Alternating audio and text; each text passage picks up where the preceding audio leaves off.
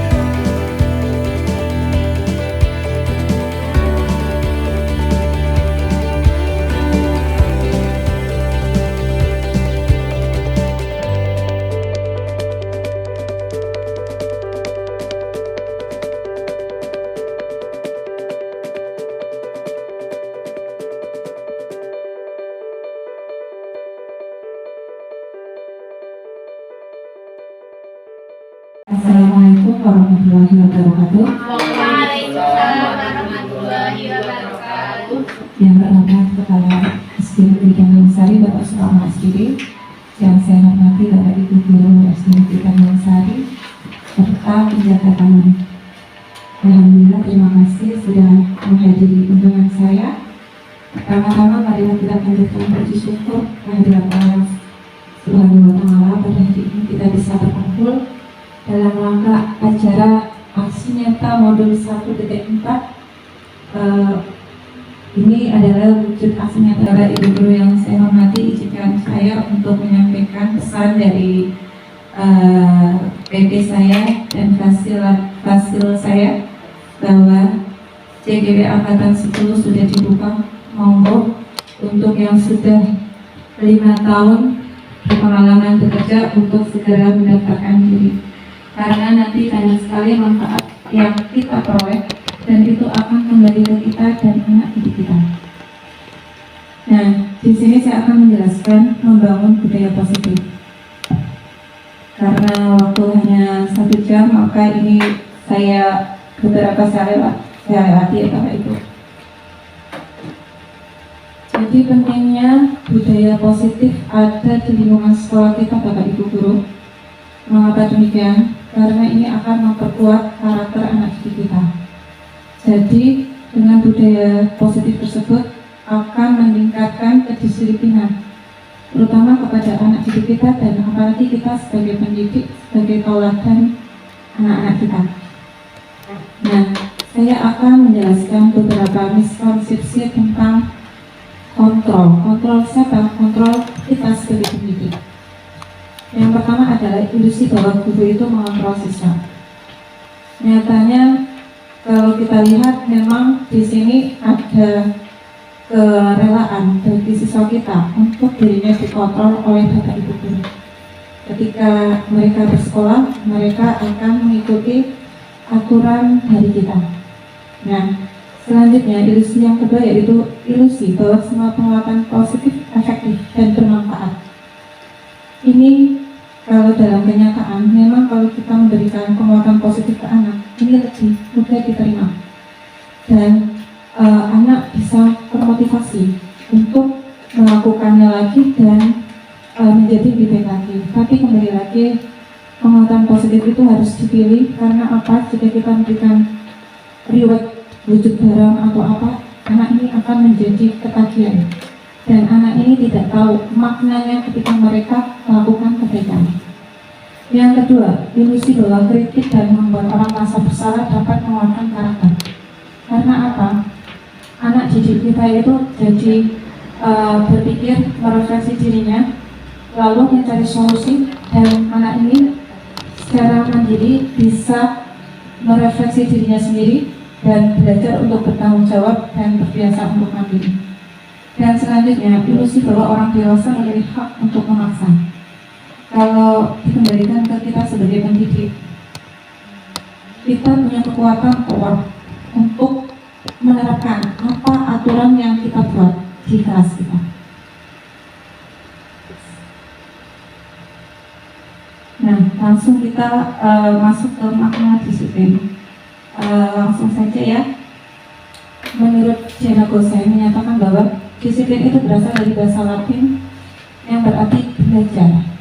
Disiplin diri dapat membuat seseorang menggali semua potensi dirinya untuk mencapai suatu tujuan, sesuatu yang dihargai dan dimaknai.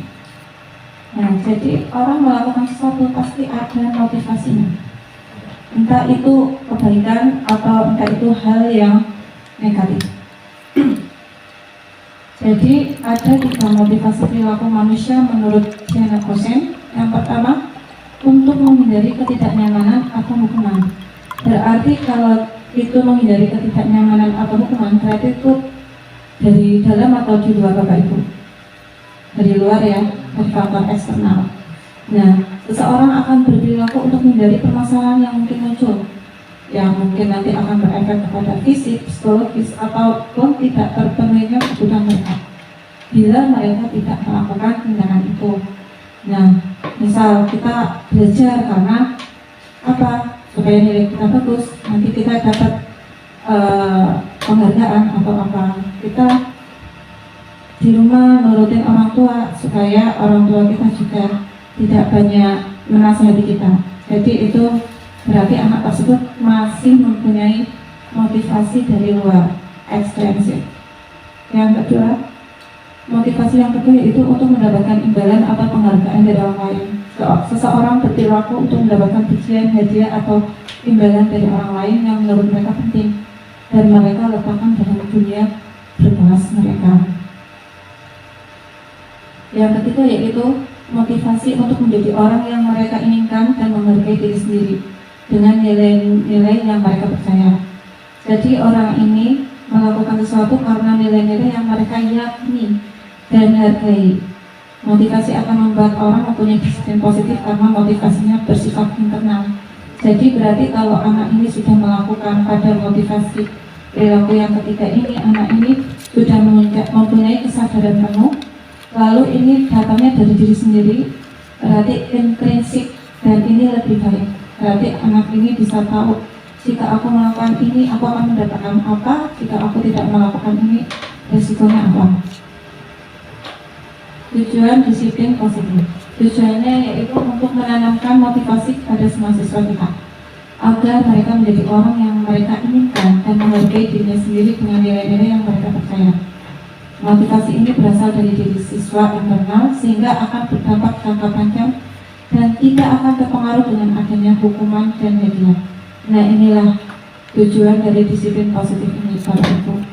Jadi ini jangka panjang, bukan hanya sebentar.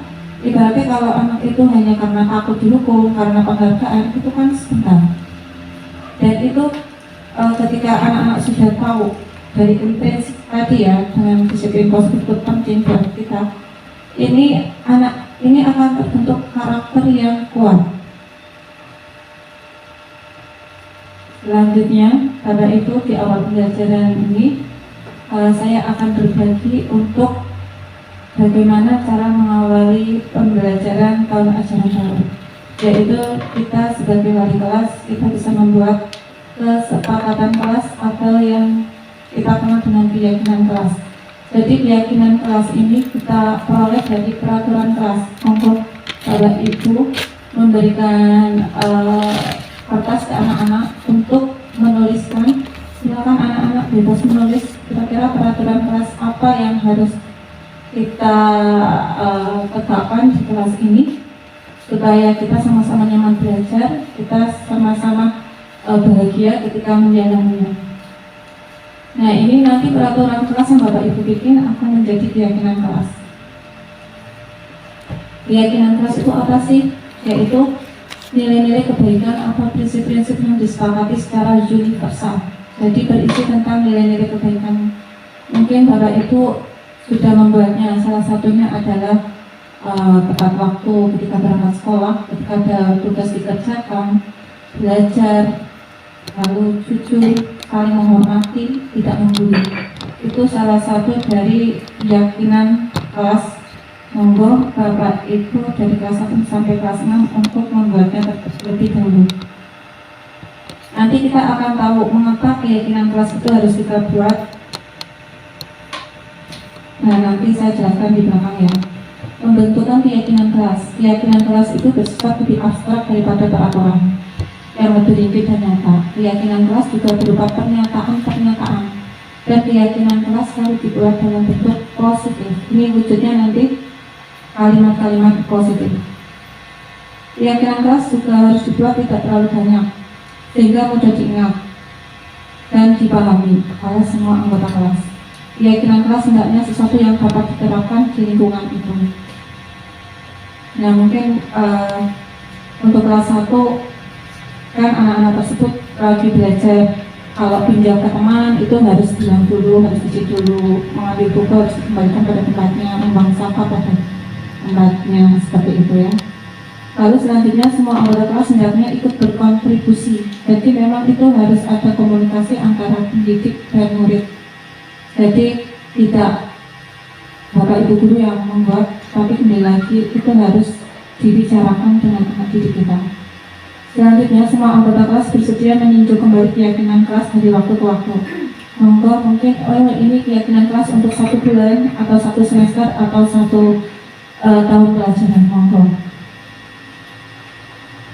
Ada langkah-langkahnya, kayaknya Bapak Ibu sudah paham, akan saya lanjutkan.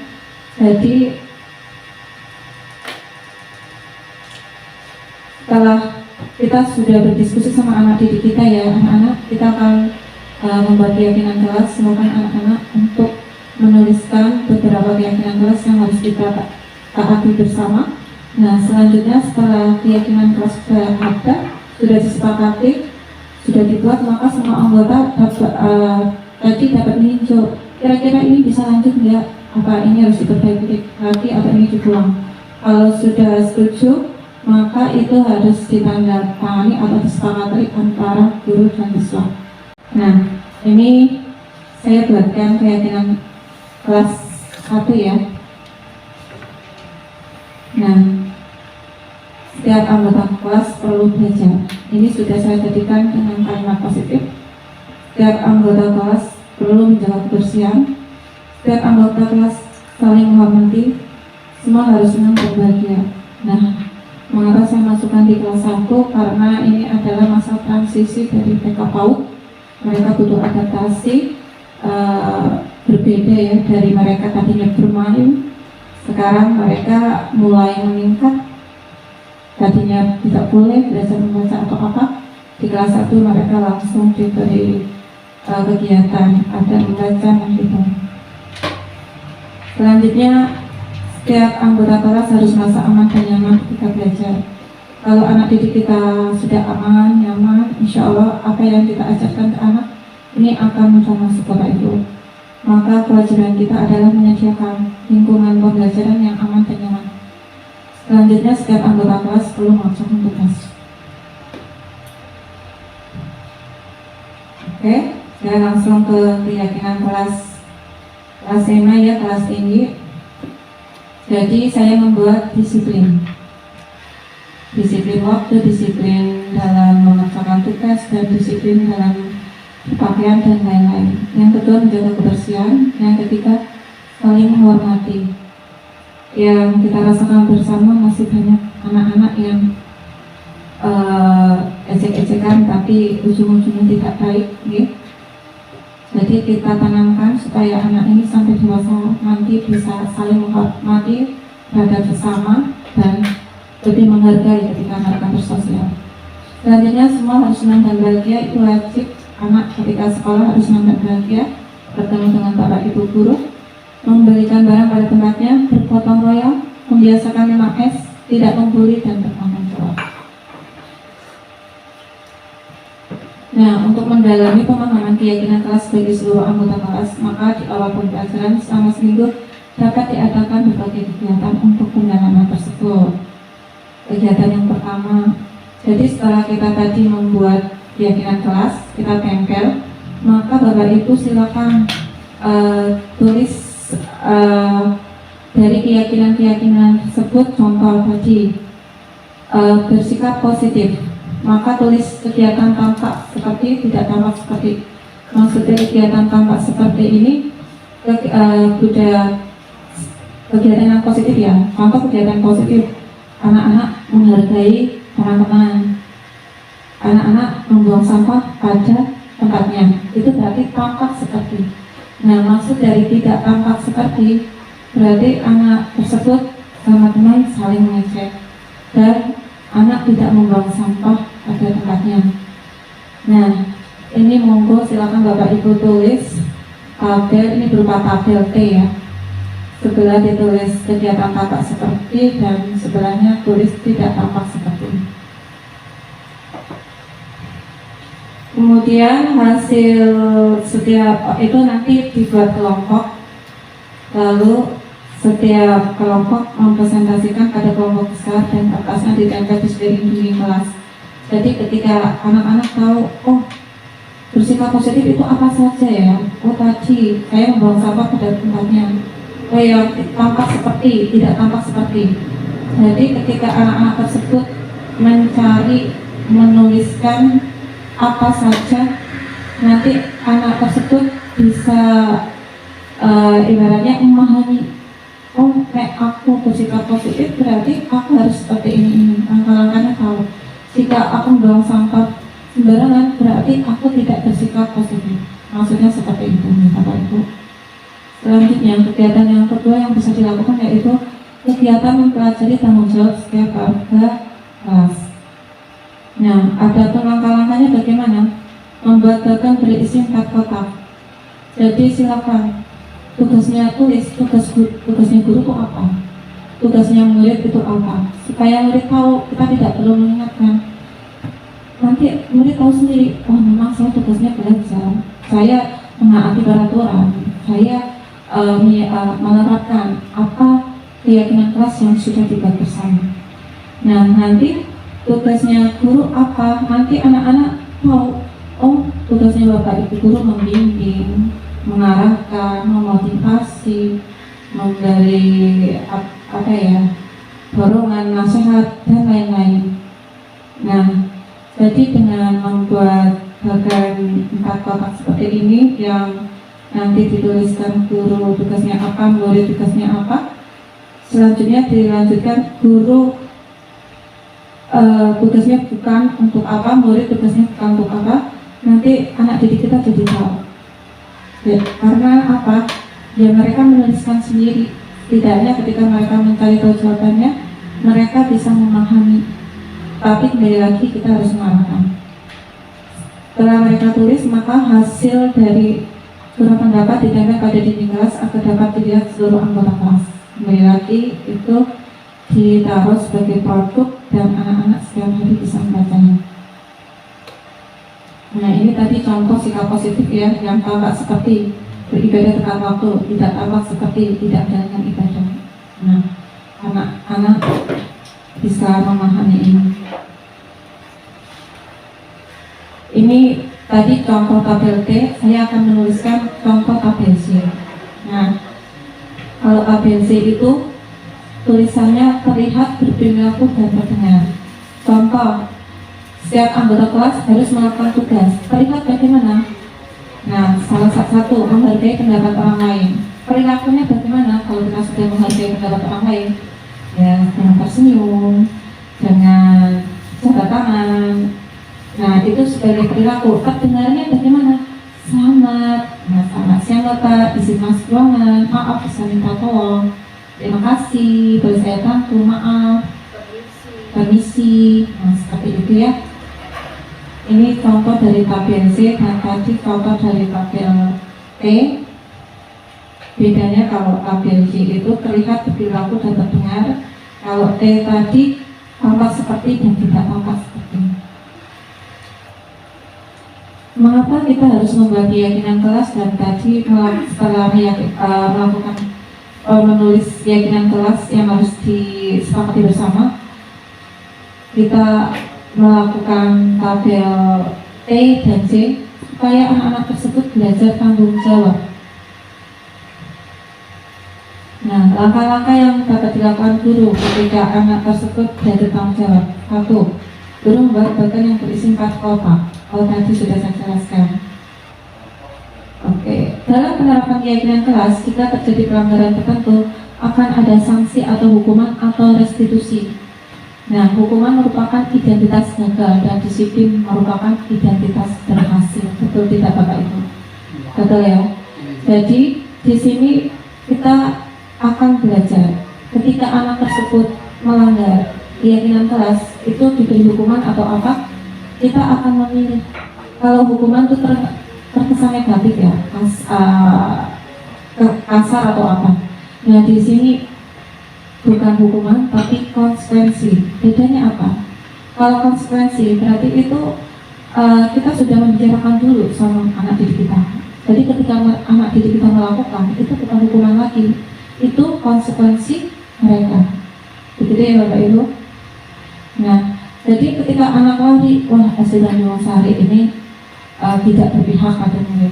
Bukan begitu, karena kita sudah membuat kesepakatan di awal pembelajaran bahwa mereka sendiri yang menuliskan, karena kembali lagi di situ guru hanya fasilitator, ya. Jadi murid, kira-kira kalau kamu tidak melakukan kesepakatan kelas, kamu dapat apa? Nah, itu kita bisa menyampaikan ke orang tua wali atau apa ketika ada komplain. Okay? Nah, di sini identitas gagal kembali lagi itu hukuman, identitas berhasil itu berwujud disiplin. Nah, itu kembali lagi tadi kita nggak bilang hukuman ya, kalau hukuman kok negatif dan itu menunjukkan bahwa anak kita gagal. Kembali lagi anak kita nggak gagal, anak kita tetap disiplin berhasil. Maka langkah yang kita ambil tadi adalah konsekuensi. Nanti Bapak Ibu akan mengenal dengan restitusi. Restitusi ini lebih berpihak pada murid, lebih menyenangkan dan lebih memberikan pelayanan yang ramah ke anak. Saya akan jelaskan 2 saja ya. Untuk hukuman, sesuatu yang menyakitkan harus terjadi. dan ini akan diingat anak dan akan memberikan dampak, entah itu trauma atau lainnya. Bagaimana dengan sanksi atau konsekuensi? Konsekuensi itu sesuatu yang harus terjadi. Ketika anak ini melanggar, tidak melakukan keyakinan kelas, maka yang terjadi apa? Udah kesepakatan kelas, keyakinan kelas, saya harus lari. Ya sudah, aku akan lari. Anak didik ini akan senang karena apa? Mereka yang membuat. Dan apa itu restitusi? Restitusi ini merupakan pilihan. Nah di sini ketika anak didik kita salah, Bapak Ibu, langkah awal yang kita lakukan ketika melakukan restitusi adalah kita mengajak anak tersebut untuk bicara, jangan di depan teman-temannya. Awal kita sapa dengan hal-hal yang baik, lalu anak tersebut kita ingatkan keyakinan kelas apa yang sudah kamu langgar, Nak. Lalu langkah untuk memperbaiki bagaimana, Nak. Jadi sebagai guru kita harus hanya menanyakan anak ini yang akan mencari solusinya. Seperti itu ya Bapak Ibu. Selanjutnya saya akan menjelaskan hukum terencana. Nah, betul tidak? Tiba-tiba apakah kita sudah merencanakan hari ini saya akan menghukum Alia atau lainnya? Tidak kan Bapak Ibu? Pasti itu secara tiba-tiba ketika melihat anak kita tidak sesuai dengan yang kita harapkan. Siswa tidak tahu apa yang akan terjadi dan tidak dilibatkan. Mengapa tidak dilibatkan? Biasanya hukuman begini. Hari ini Said terlambat. Saya langsung tegur, Said, kamu terlambat lagi. Maaf Bu, saya terkunci di dalam rumah. Saya tidak mau tahu. Kemarin terlambat, sekarang terlambat. Lari kamu, keliling lapangan 10 kali. Itu tidak boleh. Karena apa? Kita tidak memberi kesempatan ke anak didik kita untuk menyampaikan alasan mereka ketika terlambat. Percayalah bahwa tidak semua anak itu sengaja terlambat, tapi ada faktor lain yang Bapak Ibu guru tidak ketahui, dan kita wajib memberikan waktu kepada anak kita untuk menjelaskan ke kita. Jadi hukuman itu bisa berupa fisik atau verbal Bapak Ibu, dan semuanya itu memberikan rasa trauma. Fisik atau verbal, kita melakukannya 1 detik, tapi anak tersebut mengingatnya seumur hidup. Selanjutnya, sedang disiplin dalam bentuk sanksi atau konsekuensi itu sudah direncanakan, seperti yang sudah saya jelaskan tadi, bahwa kita sudah membuat keyakinan kelas, berarti sudah ada rencana. Lalu itu sudah dibahas bersama. Ingat, harus ada pembahasan antara guru dan anak didiknya, dan itu juga harus disepakati, kemudian kita tanda tangani bersama dengan anak didik tersebut. Sanksi dibuat oleh guru atau sekolah dan siswa atau sekolah. Siswa sudah mengetahui atau sudah tahu konsekuensinya yang akan diterima. Kalau hukuman siswa tidak tahu, tapi kalau konsekuensi siswa tahu. Jadi ketika kalian mendengarkan, enjoy. Nah, tetapi sanksi konsekuensi tetap membuat siswa merasa tidak nyaman. Bedanya dengan hukuman, kalau hukuman kembali bisa memberikan trauma lama, kalau sanksi itu efeknya hanya jangka waktu yang pendek. Dihukum oleh penghargaan, maksudnya apa sih? 1. Memberikan pengaruh jangka pendek dan jangka panjang. Ternyata Bapak Ibu di guru penggerak ini saya baru tahu tidak semua penghargaan itu baik.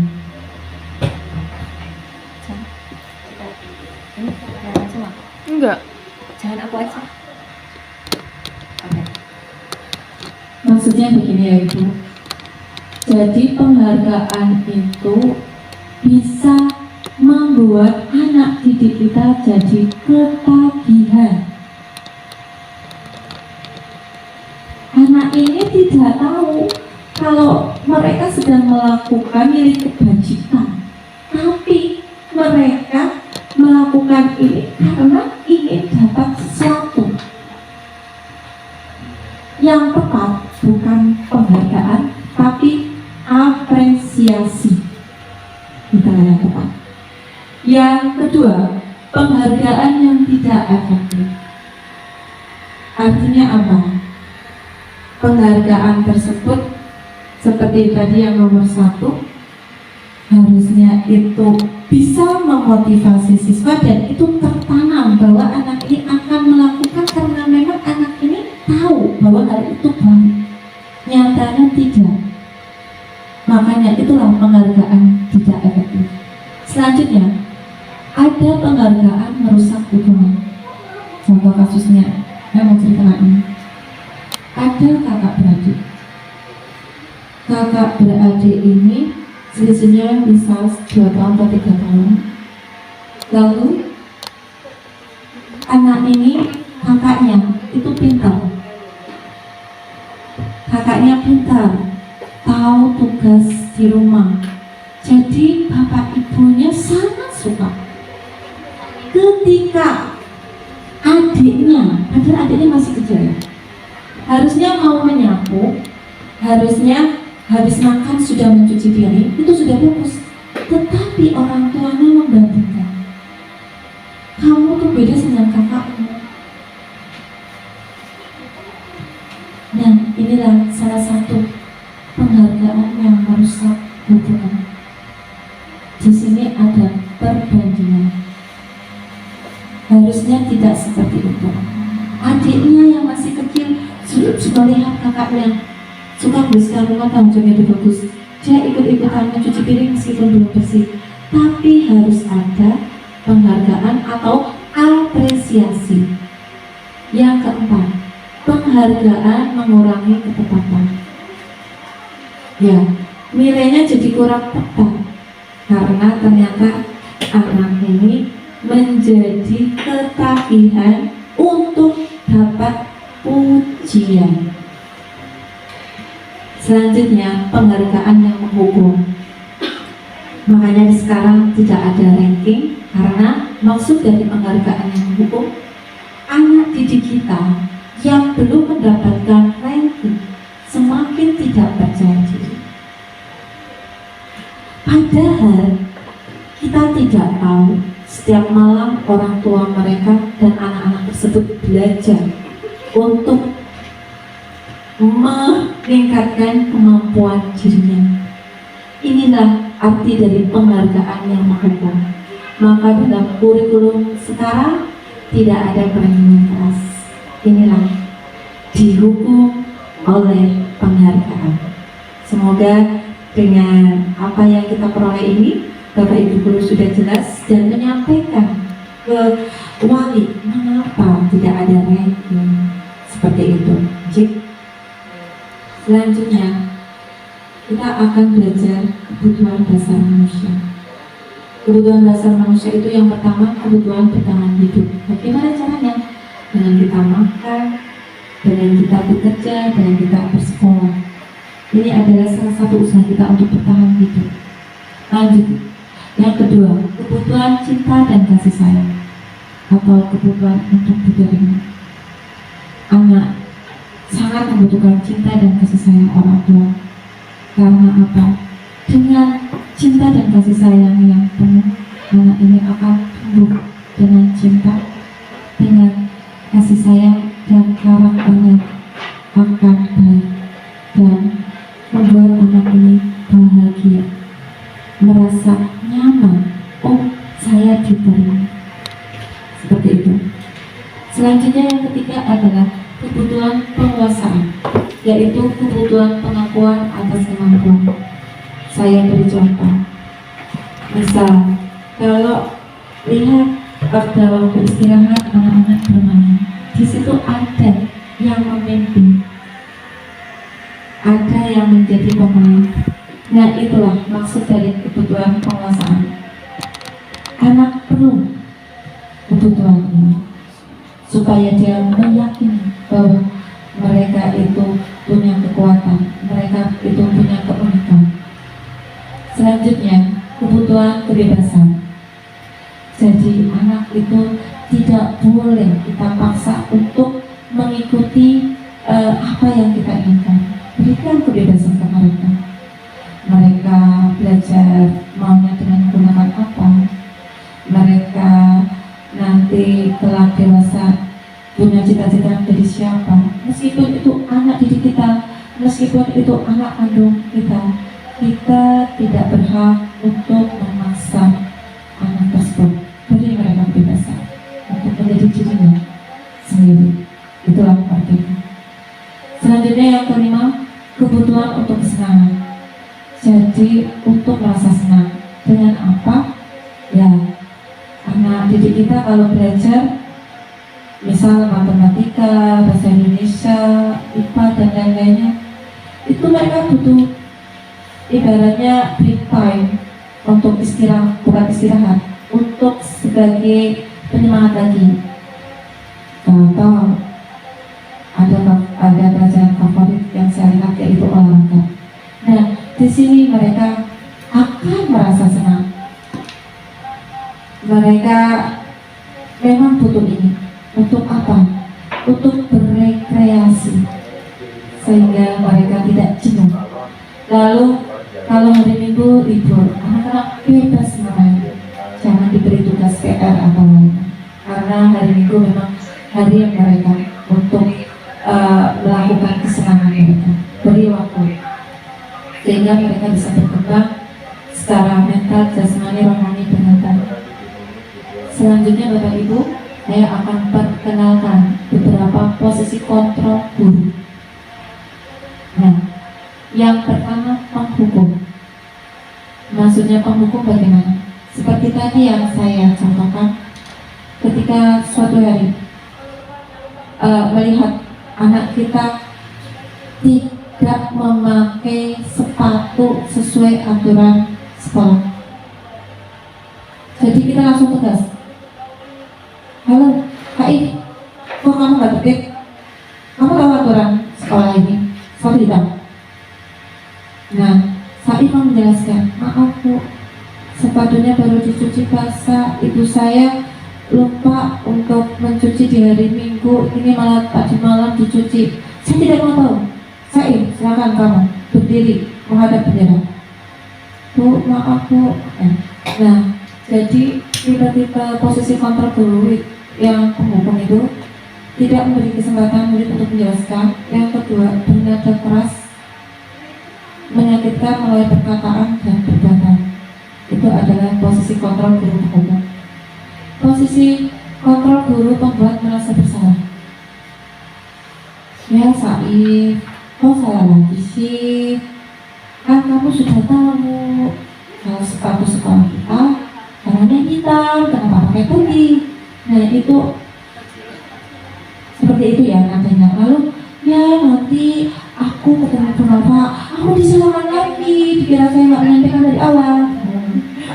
Itu adalah contoh membuat merasa bersalah. Jadi murid merasa bersalah, ya gara-gara aku nanti itu tadi dimarahin kepala sekolah dan guru-guru lain. Nah itu adalah posisi kontrol guru yang membuat merasa bersalah. Efeknya juga tidak baik ke anak didik kita. Anak didik kita merasa gagal Bapak Ibu, merasa minder dan tidak percaya diri. Apalagi tadi yang penghukum ya, anak didik kita cenderung punya karakter pendendam. Selanjutnya, posisi kontrol teman. Contohnya, Saif, salah lagi ya? Oke, tenang aja. Nanti kalau ada Bapak Ibu guru lain, kepala sekolah, kamu di dalam aja. Sepatunya dilepas saja. Nanti pura-puranya saya mau ke kamar mandi. Nah, di situ guru menganggap murid itu sebagai teman dan melindungi murid tersebut. Efeknya juga tidak baik ya Bapak Ibu. Mengapa? Murid kita menjadi tergantung sama kita. Kalau murid ini naik kelas dan bertemu dengan guru yang karakternya berbeda dengan kita, anak tersebut akan terkaget-kaget. Selanjutnya, posisi kontrol guru, monitor atau pemantau. Nah, kalau tipe ini biasanya akan memperlihatkan peraturan. Saif, kamu salah pakai sepatu. Kamu tahu kamu melanggar keyakinan yang mana? Nah, kalau begitu kamu tahu resikonya. Konsekuensinya apa? Nah, seperti itu. Ini bagus ya untuk posisi kontrol buat guru, karena apa di sini Pak Guru, Ibu Guru tegas, murid jadi lebih disiplin dan tidak memudahkan sesuatu. Dan yang terakhir adalah posisi kontrol guru manajer. Inilah yang diharapkan dari pendidikan, bahwa kita melakukan posisi kontrol guru manajer. Apa sih maksudnya? Bahwa ketika anak didik tersebut melakukan kesalahan, pertama kita tanyakan baik-baik, Said, kok standarnya tidak sesuai dengan aturan sekolah. Habis itu kita kembalikan lagi kepada anak tersebut, kira-kira apa alasan membuat Said melakukan hal ini? Pasti ada alasannya. Dan tentu saja Said melakukan ini dan tidak sendirian. Mungkin ada beberapa teman yang melakukannya. Langkah selanjutnya Said supaya ketika hari Senin sepatu bisa dipakai, kira-kira lucunya hari apa ya? Nah, jadi di situ anak diberi kesempatan untuk memberikan jawabannya. Guru memberikan rasa nyaman, guru bertingkah laku ramah pada murid, dan murid ditanyakan untuk memberikan solusi. Ingat, solusi bukan datang dari Bapak Ibu guru, tapi beri kesempatan murid tersebut untuk mencari solusi. Guru hanya mengarahkan. Nah, contoh posisi kontrol dalam restitusi. Nah, inilah tadi yang saya sampaikan. Segitiga restitusi.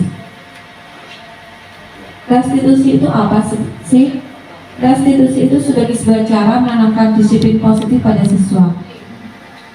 Nah, ini adalah cara yang tepat, karena kalau disampaikan dengan baik itu akan lebih bermakna dan lebih bermanfaat, dan anak tersebut akan senang melakukannya.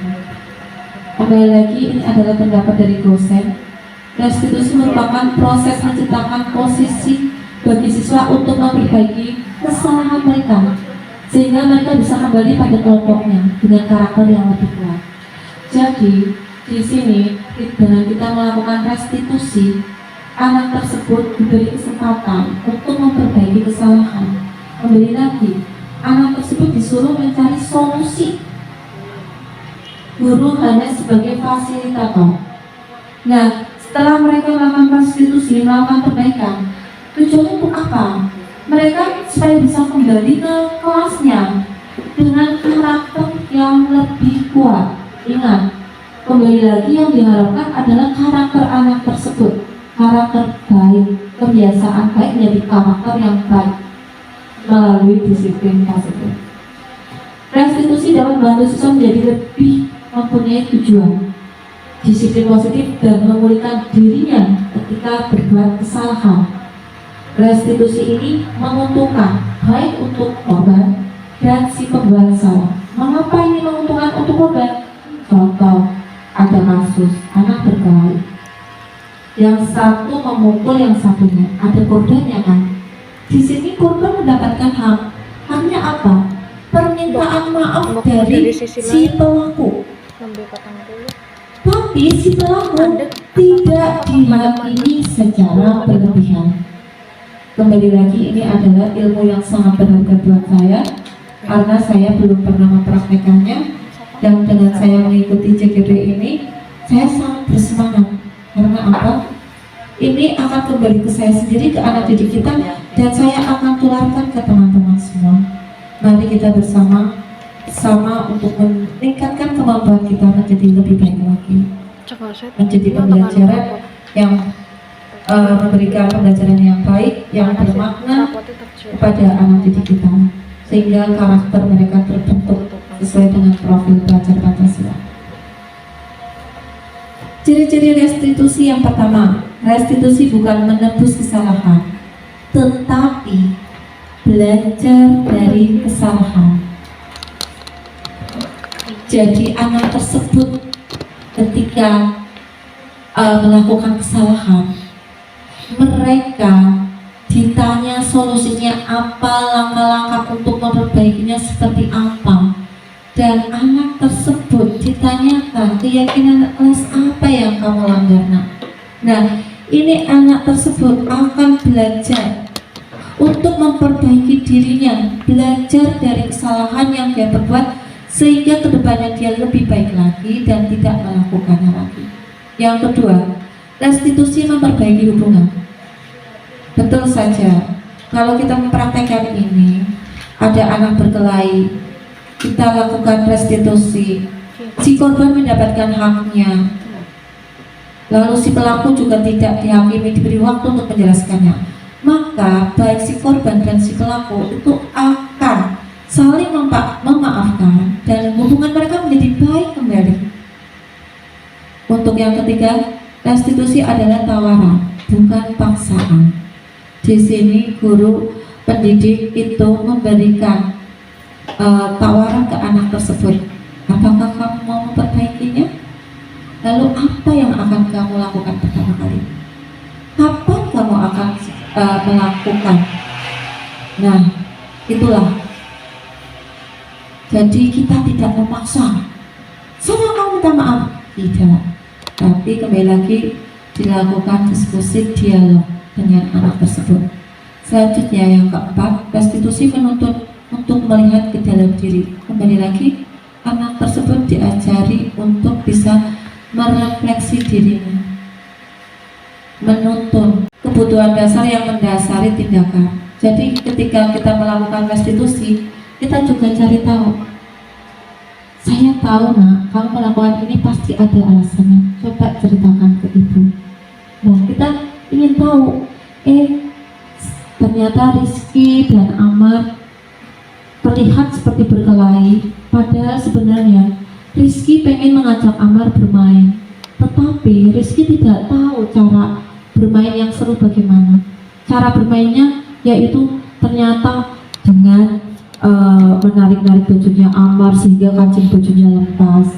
Kan Amar jadi merasa tidak nyaman, Amar merasa terancam, padahal Rizky sebenarnya ingin bermain.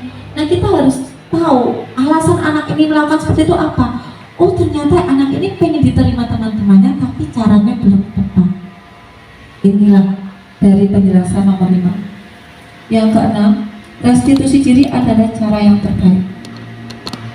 Memang restitusi diri cara yang terbaik karena anak tersebut jadi bisa berpikir kritis, bisa berpikir secara mandiri untuk mencari solusi yang terbaik. Langkah apa sih selanjutnya yang harus mereka ambil? Yang ketujuh, restitusi fokus pada karakter, bukan tindakan. Kembali lagi, kita ingin mengharapkan karakter anak yang baik, yaitu dengan tadi membiasakan disiplin positif. Lalu anak tersebut mempunyai profil pelajar Pancasila, satunya tadi mandiri. Secara mandiri dia bisa mengoreksi dirinya sendiri. Selanjutnya yang ke-8, restitusi itu menguatkan. Artinya menguatkan bahwa kita mengembalikan siswa ini yang berbuat salah pada kelompoknya, memberi kesempatan. Jadi teman-temannya tidak mengolok-oloknya dan siswa itu punya kekuatan semangat untuk kembali lagi ke kelompoknya tanpa harus mempunyai rasa gagal diri, menjadi siswa yang gagal. Nah, inilah segitiga restitusi Bapak Ibu. Yang pertama itu menstabilkan identitas, yang kedua memvalidasi tindakan yang salah, yang ketiga baru menanyakan keyakinan kelas yang sudah kita sepakati di awal pelajaran. Nah, pada sisi menstabilkan identitas, sisi ini merupakan bagian dasar dari segitiga yang bertujuan untuk mengubah identitas anak dari yang gagal karena melakukan kesalahan menjadi orang yang sukses. Ingat, ketika anak berbuat salah lalu kita menghakimi langsung, sebenarnya dalam diri anak tersebut muncul pikiran, aku sudah gagal. Tapi dengan segitiga restitusi ini, anak tersebut tidak merasa gagal, tapi anak tersebut diberi kesempatan memperbaiki. Nah, di menstabilkan identitas kita, yang bisa kita lakukan adalah pertama, nah, berbuat salah itu tidak apa-apa loh. Bu guru juga dulu pernah melakukannya. Seperti itu ya Bapak Ibu. Itu awal-awal kita mendekati anak didik kita. Lalu selanjutnya, tidak ada manusia yang sempurna. Bu Tati dulu juga pernah dorong teman sampai terjungkal-jungkal seperti itu. Lalu selanjutnya kita bisa menyampaikan ke anak didik kita, nah kita bisa menyelesaikannya bersama. Selanjutnya sampaikan, Bapak atau Ibu tidak akan mencari siapa yang salah, tetapi sekarang Bapak atau Ibu ingin mencari solusi dari permasalahan ini. Nah, itulah tahapan awal ketika kita menemukan kasus pada anak didik kita, pada tahap menstabilkan identitas. Kalimat-kalimat seperti ini yang bisa kita praktekkan Bapak Ibu. Yang selanjutnya adalah ketika anak fokus pada kesalahan, maka akan sulit untuk melakukan restitusi. Mengapa demikian? Karena rasa bersalah menguras energi. Makanya tadi kita tanyakan seperti tadi, menstabilkan. Lalu rasa bersalah berarti identitas gagal. Rasa bersalah membuat kita terperangkap pada masa lalu yang sudah tidak bisa diubah lagi. Yang kedua, yaitu validasi tindakan yang salah. Dalam hal ini, sebagai pendidik, ini restitusi tidak menyarankan guru berbicara kepada siswa bahwa melanggar peraturan adalah sikap yang baik, tetapi dalam restitusi harus memahami alasannya dan memahami bahwa setiap orang pasti melakukan hal yang terbaik pada waktu tertentu.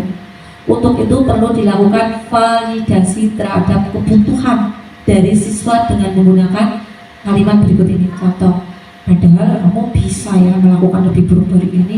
Untungnya tadi kamu bermain sama Aman hanya mendorong.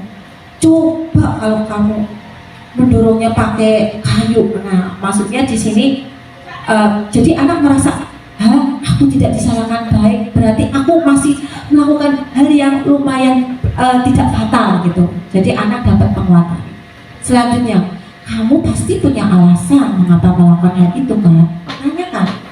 Kamu kok mainnya kok cuma dorong Amar loh, katanya pengen bermain malah dorong-dorongan sampai Amar terjungkal-jungkal. Biar seru Bu, saya pengen lihat Amar terjungkal-jungkal, kan itu lucu. Nah, jadi kita tahu, oh ini emang anak-anak. Jadi kita jelaskan, kalau bermain gak seperti itu nak caranya. Nah, itu ya Bapak Ibu. Selanjutnya, kamu boleh mempertahankan sikap itu, tapi kamu harus menambahkan sikap yang baru. Apa coba? Ya, bermainnya dengan cara yang baik, lalu bekerja sama, tidak saling menyakiti, harus saling menghargai. Coba kalau kamu tak dorong terjungkal-jungkal berdarah, mau gak?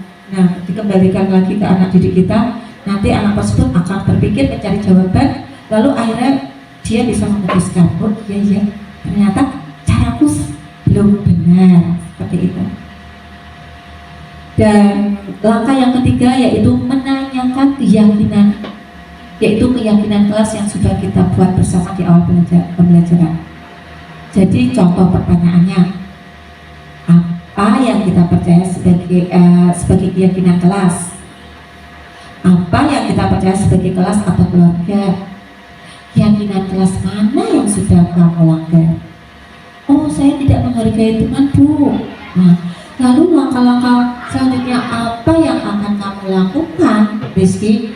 Pertama, Bu, saya akan meminta maaf. Wah, bagus sekali Rizky, tepat sekali. Langkah yang kedua, saya tidak akan melakukan lagi. Bagus. Lalu kamu kapan akan melakukan? Semoga bermanfaat. Kira-kira ada pertanyaan atau tidak? Monggo. Sudah jelas semuanya? Oke, terima kasih atas kebaikan motivasi Bapak Ibu semua sehingga saya bisa melaksanakan aksi nyata saya ini. Doa saya semoga SD Tanjung Sari akan melahirkan CKP selanjutnya, karena apa? Saya sudah melihat guru-guru SD Negeri Tanjung Sari mempunyai karakter yang luar biasa. Jujur saya masuk di sini adalah rezeki luar biasa bagi saya, karena saya bertemu dengan orang-orang hebat. Tadinya saya nol, di sini saya termotivasi untuk bisa seperti guru-guru senior dan teman-teman, bahkan itu usianya lebih muda dari saya. percayalah Bapak Ibu Guru, ketika kita di CGP banyak sekali ilmu yang sangat bermanfaat. Salah satunya otomatis kita belajar untuk berkomunikasi. Kita sebenarnya gini, tergantung pada diri sendiri. Tapi saya di CGP ini saya memilih aktif karena rugi bagi saya ketika saya berkesempatan saya hanya sebagai pendengar. Untuk itu saya paksa diri saya untuk aktif, dan efeknya ya insya Allah ada. Saya jadi bisa belajar berkomunikasi dengan Bapak Ibu sekalian, dan saya dapat ilmu yang saya butuhkan, karena kembali lagi itu ilmu buat kita bersama, dan insya Allah saya akan tularkan ke Bapak Ibu semua, dan kita menuju ke guru yang hebat, yang berpihak pada murid sesuai dengan kurikulum Merdeka sekarang. Demikianlah presentasi dari saya. Atas kekurangan saya mohon maaf, semoga bermanfaat. Wassalamualaikum warahmatullahi wabarakatuh. Waalaikumsalam.